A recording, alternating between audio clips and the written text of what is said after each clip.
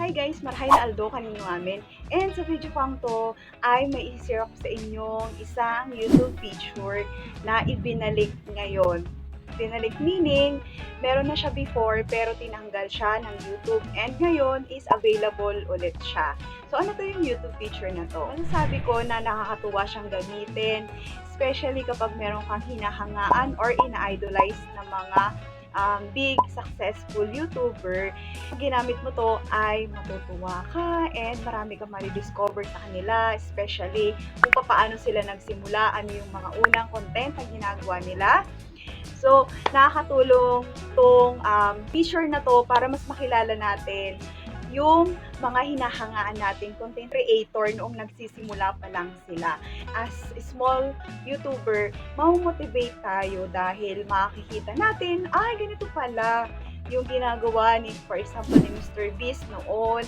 Ganito lang pala siya kasimple, cellphone lang pala yung gamit niya. So, madami tayong madi-discover dahil sa feature na to ng YouTube. So, ano to? Samahan niyo ko hanggang sa dulo ng video to. So, para malaman mo and magamit mo tong YouTube feature na to, so first is kailangan nating i-open ang ating YouTube channel or mag-login tayo sa ating YouTube app. Punta tayo sa ating YouTube app.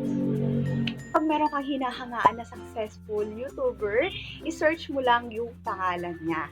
So, for example, hindi pa nakakilala kay Mr. Beast, ipapakilala ko siya sa inyo. So, Mr. Beast. Ayan, lumabas agad siya. So, isa siya sa pinaka-successful na YouTuber sa buong mundo. So, for me nga, siya yung pinaka-successful dahil sa dami ng natutulungan niyang tao. So, ito yung latest upload niya. Pero, pumunta tayo sa kanyang YouTube channel. Meron siyang mahigit 163 million subscribers and meron na siyang na-upload na 740 videos. So kung ikaw na-curious ka about the Mr. Beast, syempre, ang pinaka nakikita natin dito sa home niya is yung mga latest upload niya. Diba? Ito, sa dinami-dami ng mga ina-upload niya, 740 videos, parang mahihirapan tayong makita or hanapin kung ano yung pinakauna, pangalawa, pangatlong videos na na-upload niya. Kung bakit siya nagkaroon ng ganito kalaking subscribers, ano ba yung ginagawa niya before, paano siya nagsimula. So, dito natin yan makikita. So, pindutin natin ang videos. And kung mapapansin nyo, ito yung latest uploads niya. And meron dito yung popular. Ito yung pinaka popular uploads niya. And ito yung sinasabi ko sa inyong YouTube features na ibinalik ngayon ng YouTube. So, ito yung oldest. Kasi before, meron na po yan and tinanggal. I don't know bakit nila tinanggal. Pero ngayon is binalik na siya. So, for me, nakakatulong to para ma-discover natin or makilala natin lalo yung isang content creator dahil dito sa oldest na to. May inspire tayo kung paano siya nagsimula, kung ano ba yung mga ginagawa niya, kung gaano ba kasimple or talagang magaling na siya sa editing, 'di ba? So, kung mapapansin niyo dito, 11 years ago, yung pinakauna niyang in-upload na videos. And ang ginagawa niya before is gaming channel yung content niya before. Ibang-iba sa niche niya ngayon. So, ibig sabihin, bilang isang content creator, nag-i-evolve tayo. Kumbaga na habang tumatagal, na-discover natin or sa YouTube journey natin, habang tumatagal, madidiscover mo kung ano ba yung gusto ng mga tao kayo. And meron pa akong isang papakita sa inyo na may inspire kayo kasi na-discover ko yung YouTube channel na to dahil pinapanood siya ng anak ko. Anak ko kasi mahilig manood ng mga gaming channel, mga pambata. So, pinapanood niya to and ako natutuwa rin ako sa channel niya. So, ngayon, na-curious ako kasi ang dami niya rin yung subscribers.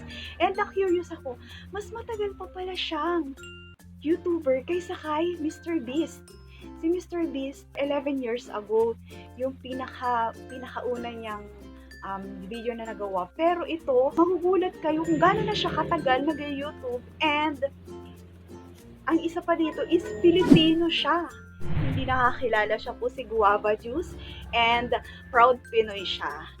And si Guava Juice. So, ang subscribers niya ay 16.9 million.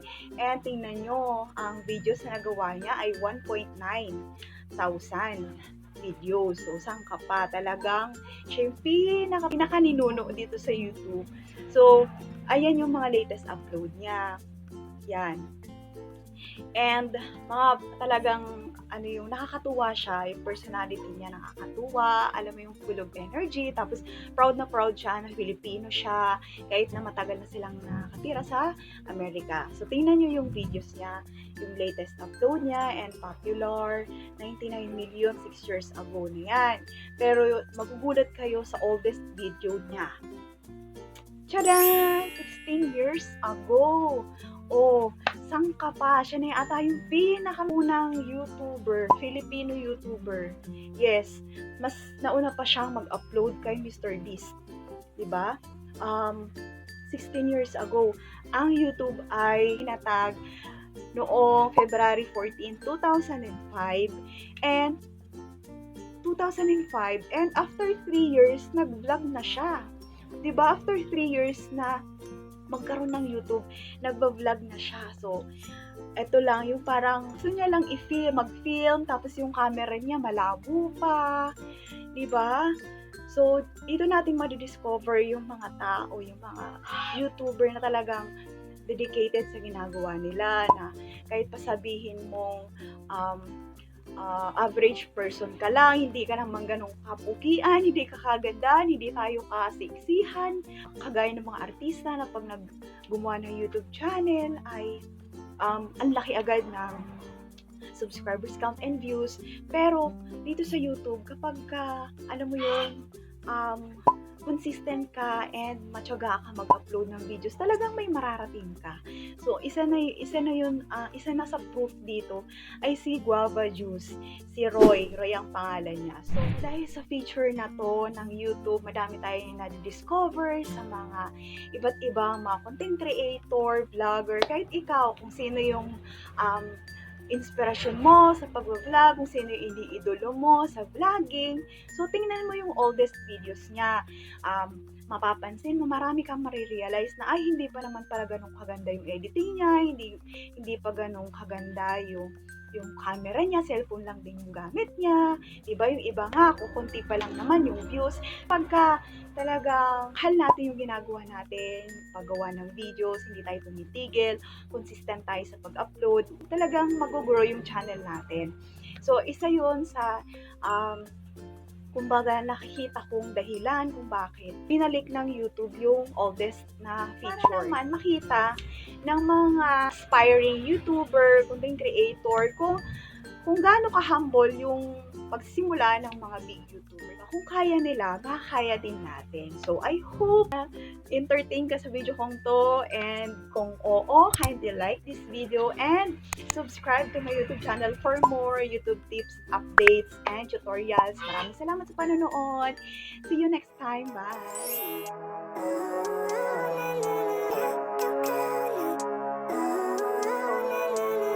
Living life, every day, late at night, not okay. All I want, and I pray, all I need